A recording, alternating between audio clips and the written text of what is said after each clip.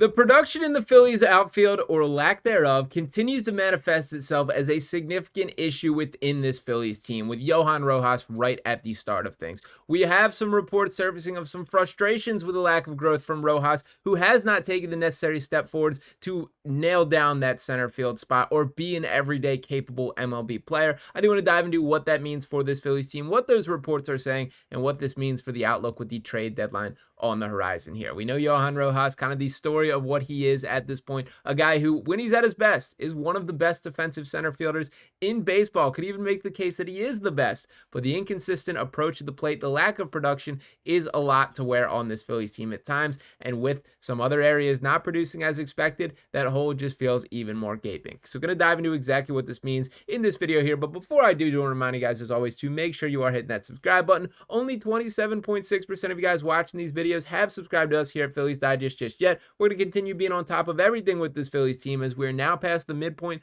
of the season. So make sure you guys are tapping in and hitting that button here. Helps us out a ton. Now, to get into the topic of today, I do want to start off with this headline saying Phillies reportedly eyeing outfielder move amid, quote, growing frustration with struggles. With this as pertaining to Johan Rojas here. And the article writes, the Philadelphia Phillies endured a second straight shutout loss to the Houston Astros on Wednesday. And by the way, we'll note things got worse after this point, that it was not just two really brutal offensive games. But to continue on with the article, wasting a gem from starter Zack Wheeler one night after doing likewise with Ranger Suarez. As the team's rotation continues to demonstrate its depth and effectiveness, the offense is searching for answers. The dynamic was pointed to in the wake of a disappointing playoff exit last year, and the Phillies can ill afford a similar fate now that their championship window seems even more in danger of closing. And just like last year, the main culprit for their offensive struggles is clear: Johan Rojas. After slashing just 243, 279, and 322 last season, Rojas is slashing a mere 216, 270, and 288 so far this one.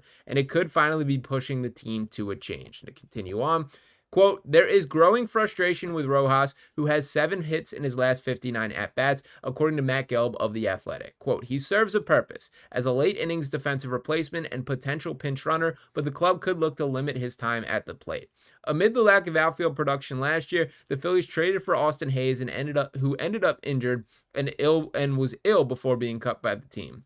Then, this past winter, the team signed Max Kepler as a potential everyday player, but he's been unable to seize that role. Now it's possible the Phillies will look for another external upgrade at the upcoming trade deadline. In the meantime, Rojas could see his at-bats taken over by Otto Kemp as the team looks to replace him. So a lot to digest here, and the most notable part that I want to lead with is this is really the first time that we've seen this expressed from the Phillies organization. Some frustrations with Rojas. There's been far more coming from the fan base outside of things than the organization directly, and Matt Gelb is certainly one of those guys in the know and, has access to those type of opinions here. So for Rojas specifically, it is unfortunate that we have not seen this level of progress for him, that he has not taken these strides forward. And I've always been a bit defensive of Rojas from the standpoint of he's not going to get better wasting away on the bench. The only way to get this guy to a level of where he can be an everyday center fielder, to where this Phillies team commands, is to play through the growing pains. Now, with that said, it hasn't gotten prettier, man. And to lay out his full stats on the season for Rojas,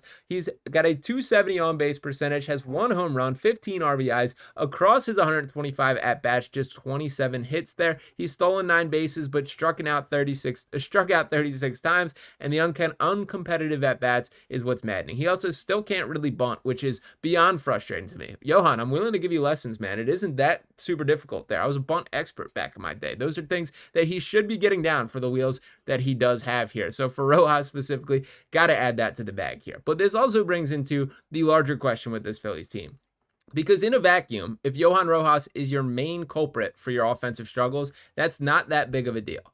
But when there's other guys that are weighing down the lineup in the roster in the same way, it gets fully put on blast, and that's sort of how I feel things. Max Kepler himself, he's out there complaining about not being an everyday left fielder when his production does not say that he should be an everyday left fielder. And to touch on that with Kepler, I did just drop a video breaking down the ins and outs of that, but to bring this up with Kepler here, that this season he's got a .30 on base percentage there, 9 home runs and 27 RBIs across his 235 at bats. He has 49 hits and 55 strikeouts there. And to bring Brandon Marsh into the mix here, his production on the season, a .341 on base percentage, a tad better there, a slugging percentage of 373, which is the best of the bunch, but certainly not what you hope for from the outfield production as a whole. Across his 153 at bats, 40 hits, 2 home runs, and 17 RBIs. And just to make the point about Kepler and reinforce what I said in yesterday's video about the opportunities that he has seen, just take a peek at what these at-bats look like between the trio here.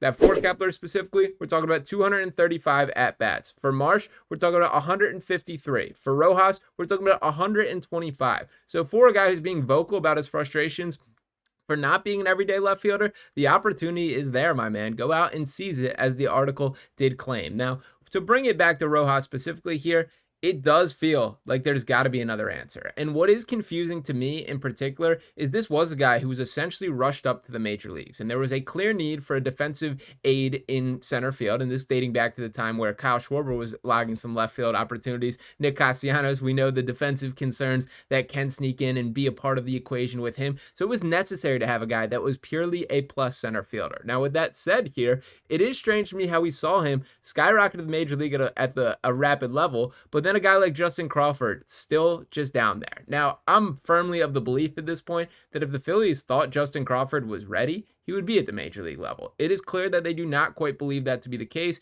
even though the numbers kind of indicate that he is. That so far this season with AAA Lehigh Valley, in his 253 at-bats, he's got 84 hits, 14 doubles, 2 home runs, 28 RBIs, 26 stolen bases, so good wheels on him as well. Also has walked 33 times and struck out 53. That is 332, 408, and 435 slashes. Now, I understand that is not a one-for-one comparison for what he would be at the major league level by any means there. But it is a little bit telling to me at this stage in the game that there hasn't even been really a whiff for a legitimate or credible report about them potentially bringing him up. Otto Kemp has hopped to the front of the line, and I've liked what Otto Kemp has brought to this Phillies team, but it is pretty clear watching him in left field that he is still learning on the fly. That is not his fault. He's an infielder by trade. He's a guy that is doing the right things by taking every single opportunity that is in front of him and wherever he can make his mark on this Phillies team. I rock with that from Otto, but there are still some larger questions, and we still have some reports circling around, such as this coming from Bob Nightingale, that the Phillies are, quote, keeping close tabs on outfield Luis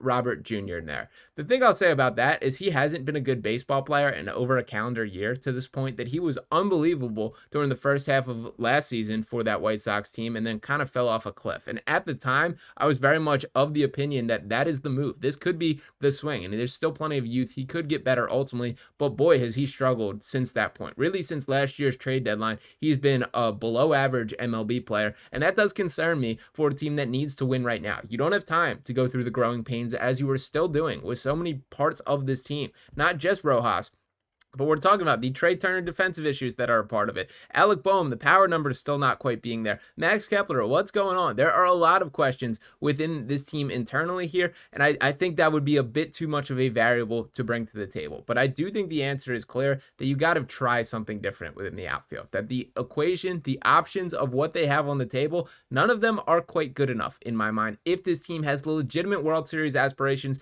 that they straight up should right now. So we will see what happens from here, but I do think it is very interesting and telling that we're starting to get these rumblings and reports of frustrations internally with Johan Rojas. To contrast this with Kepler once again, that is directly Kepler being frustrated with the Phillies, not the case with Johan Rojas. This is the Phillies being frustrated with Johan Rojas, which I think is something that has a bit more impact when viewing it how things will play itself out. So shout out to Matt Gelb for uncovering that. Very interesting that it's popping to the surface, and particularly before the trade deadline is here. I do wonder what the future has for each of these guys. Rojas in particular, it does feel like we're getting closer to the end of the road, whether that is in a trade package and sending him out there for a potential upgrade, whether that is sending him back down to the minor leagues and seeing if that is something where he can improve down there. I don't know exactly what is ultimately going to happen with this at this point, but I do feel a sense of there's a lot of moving parts within the outfield, a lot of opinions and frustration, and it feels like we're growing closer to action being taken to hopefully solve this problem that the Phillies are dealing with in the outfield. But ultimately, we're going to keep breaking things down from every single angle as they come out here on Phillies Digest. And one more time before I sign off, doing remind you guys as always to make sure you're subscribing to keep rocking with us. Again, 72.4% of you guys watching these videos have not subscribed just yet, so make sure you're keeping dabs right here on Phillies Digest. We're going to keep plugging along from start to finish this season. Appreciate you guys tuning into this video here. Make sure you're hitting that like button, dropping your thoughts below. I'll be back talking with you next time. Peace.